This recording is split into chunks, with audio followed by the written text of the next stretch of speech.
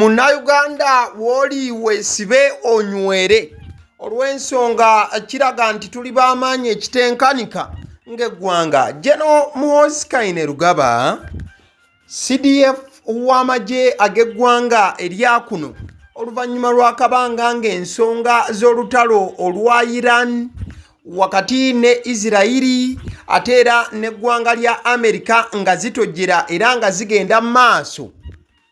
Munnamagye era akulira agakuno abadde amaze akabanga ng'ensonga zino tazisiinyaako oba tazikoonako yadde eddakiika emu, wabula ng'azirengera bulengezi newankubadde nti osanga abadde alina kyazirowoozaako kinene nnyo. Wabula oluvannyuma lw'akabanga ng'olutalo lwa Iran, Amerika wamu ne Isreal lugenda mu maaso, ekiro ekikeeseza olunaku olwaleero the General munnamagye era omusajja ow'amaanyi ennyo nnyini ddala General Muhoozi Kainerugaba ensonga zino avuddeyo n'azitaanyaako era n'abaako byazoogerako. Mu line efaananako bw'eti asoose kubanga awandiika obubaka n'annyonnyola era n'agamba nti we want the war in the Middle East to end now. The world is tired of it, but any talk of destroying or defeating Israel will bring us into war on the side of Israel.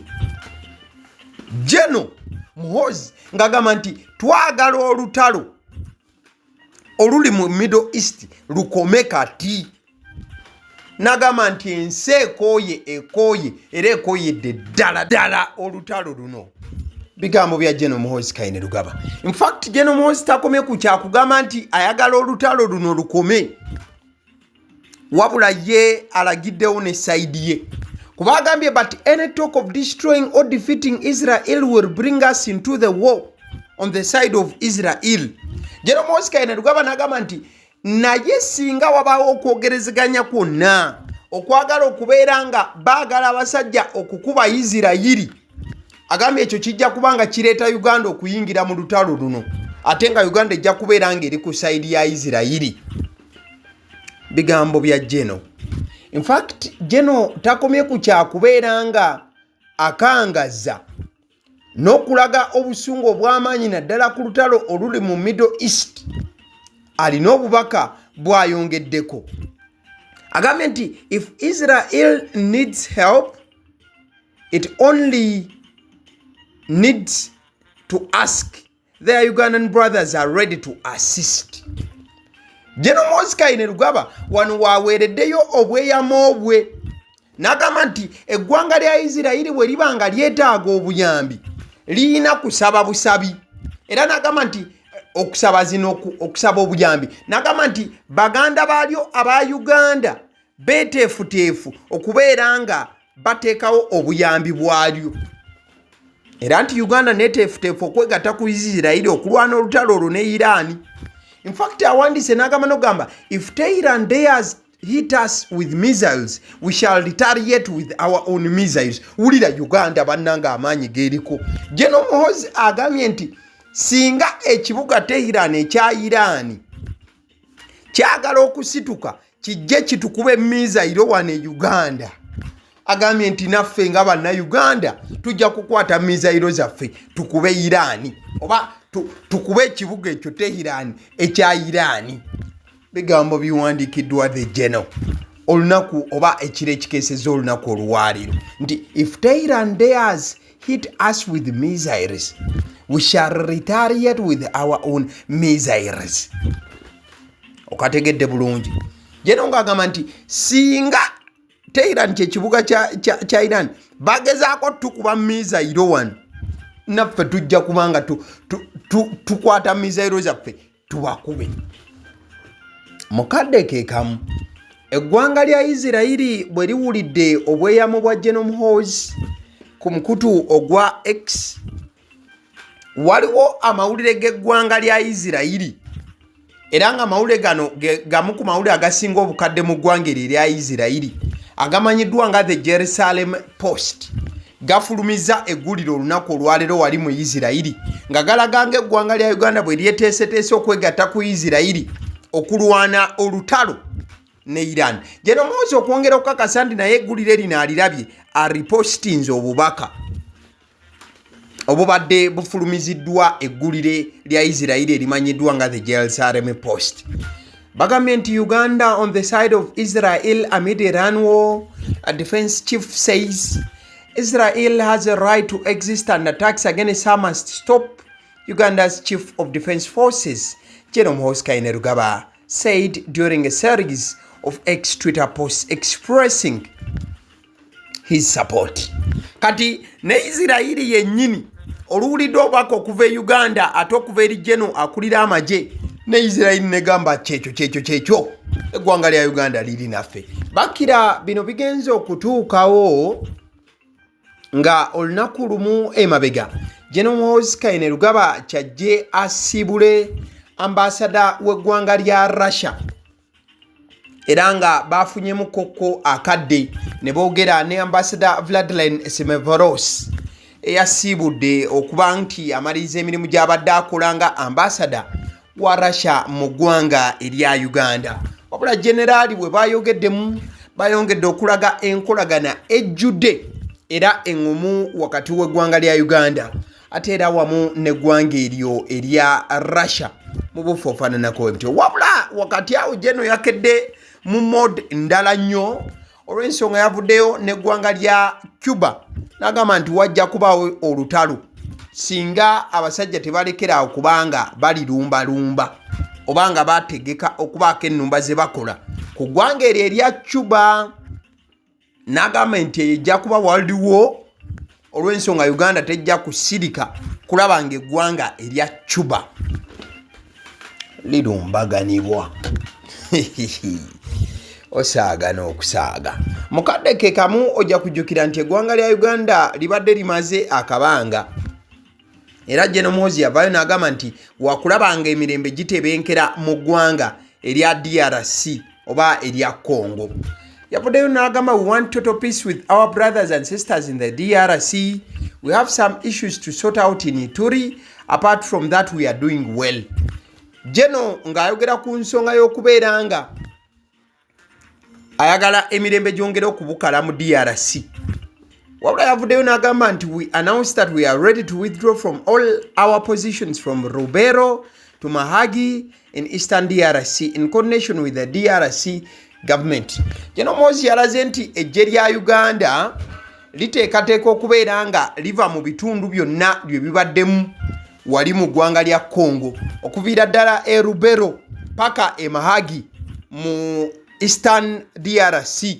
Agamba nti eggye lya Uganda ligenda kubanga lyamuka eggwanga eryo erya DRC wabula wakati mu kukwatagana ne gavumenti ya DRC oba ya Congo. Era yannyonnyodde n'agamba nti amagye gonna gakubeera nga gava e Rubero mu nnaku ntono nnyo. Wabula ataddeko akakwakuliza nti singa gavana wa Ituri asigala nga ye gavana waayo, all UPDF troops will withdraw from Rubero in the next few days if the governor of Ituri is not changed. Bigambo bya General Muhoozi ng'ayongera okulaga amaanyi n'okulaga nti yasazeewo, in fact alina obubaka bw'awandiise.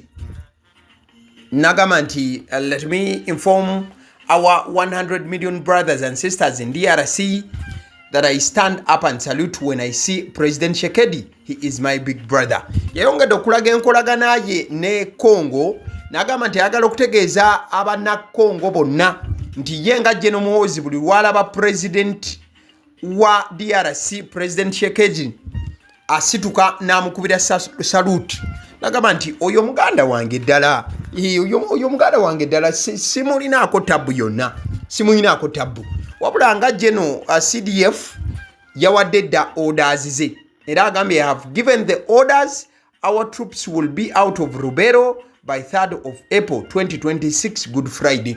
So General Muhoozi awadde order n'agamba nti orderinze abasirikale ba Uganda abejjere erya UPDF bagenda kubanga bava e Lubero we bunaatuukira ng'ennaku z'omwezi 3 April 2026 Good Friday. Kati gwe atamanyi Lubero kabuga akali mu North Kivu province mu DR Congo, wabula kalimu nnyo ebintu obulimi bwettanirwa nnyo oba busibukira nnyo sayidi eyo okulima emmwanyi n'ebintu ebigwa mu kkowa eryo. So kabuga kamaanyi nnyo oba kakola kinene nnyo ku side y'ebyenfuna eya DRC, wabula nga ate mu North Kivu eyo muganda wange wabadde yo ensasagge y'amaanyi nnyo nnyini ddala mu North Kivu province eyo. Kale abo tubanga tuvudde awo, omukulu gw'olaba ku screen eddakiika eno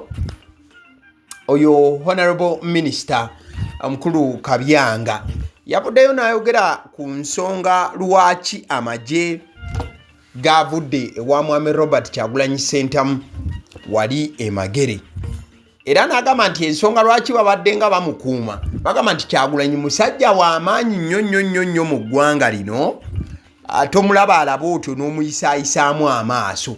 Era agamba nti omuntu asobola okuba nga afuna abantu obukadde 2 ne bamuwa obululu abeera w'amaanyi. In fact minisita ono yagambye nti ne bajjeno abamu wano basobola okubeera nti tebasobola kufuna bululu buwera na 1,000, wabula Kyagulanyi wabanga yafuna abantu obukadde 2 kitegeeza w'amaanyi, nabwe kityo kye kibadde nga kibasindiikiriza okulaba nga bamuwa obukuumi. Wabula agamba nti ensonga lwaki baavuddeyo kyekyokubeera nga baalabye nga kigwanidde oba security yakoze kyoyinza okuyita assessment. I was reading in papers here. I even phoned me listening to TikTok here.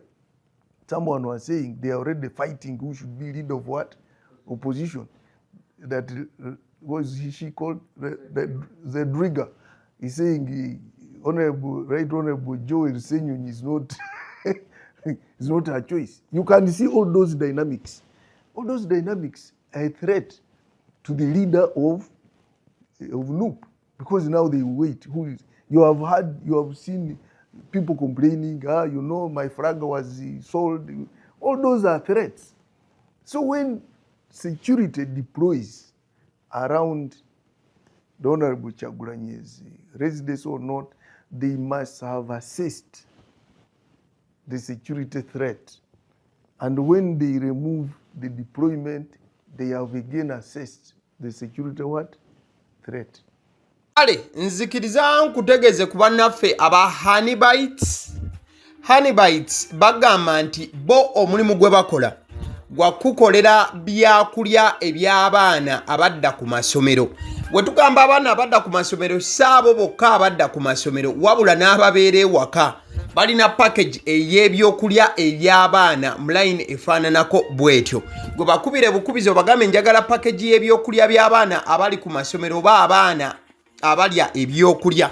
Balina ebyokulya yogera ku daddies, yogera ku binyeebwa, amawogola, yogera ku bagiya, yogera ku cupcakes, yogera ku donuts. Osobola okubafuna ku 0709 787508. Ate era mukadde ke kamu bw'oba oyagala ku pizza size yonna era namba y'emu. Ate era mukadde ke kamu bakola ne cake eza buli mukolo, babayita aba Honeybites. Njagala n'okutegeeza ku bannaffe aba Alson Painters UG, bano basiizi ba langi era nga balina obukugu mu kusiiga langi, era bamanyi ne langi ki egenda ku kizimbe kyo era mu ruumu ki. Tebasobola kuddira langi yandigenze mu kisenge ate ne bagisiiga mu ddiiro ey'omu dining ne bagisiiga mu kinaabiro. Nedda, Alson Painters UG omulimu gw'okusiiga langi bagukugukira ddala. Basiiga ebizimbe okuviira ddala ku ruumu emu paka ku makalina n'amakalina. Gwe bakubire bukubizo bagambe nti Alson Painters UG namaliriza okuzimba ekizimbe kyange. In fact ne bw'oba olina ekizimbe nga kikadde nga olaba langi yakyo efaanana si bulungi, Alson Painters UG bazze kugonjoola nsonga eno. Bakubire ku 0705 1936 be bannaffe aba Alson Painters UG. Aba Sedi Omusunsuzi lyerinnya eryange yenze abasiddi omusunsuzi yenze atuula emabega w'omuzindaalo buli lunaku era ly'eddoboozi ly'owuliriza ku mukutu guno abasiddi omusunsuzi ly'eddoboozi eryo era ng'omukutu kwoli gwe guno ogwagaliwo nagamba nti information yonna gy'olaba ku channel eno tetugattamu kintu kyonna ate tewali kye tutoolamu information nga bw'eba eyingiddewo ffe bwe tugikwata ne tugikuwa kati gwe omulabi n'osalawo ki ekyokukozesa information eyo kati kyogenda okukola mukwano gwange bw'oba omaliriza okulaba vidiyo eno likinga commentinga ki kyolowooza mukadde ke kamu subscribinga bwoba nga omukutu guno oli mupya ate era mukadde ke kamu sharingira mikwano gyo girabe vidiyo eno ate ne videos endala ku mukutu guno agaliwo YouTube channel mwebale kutulaba.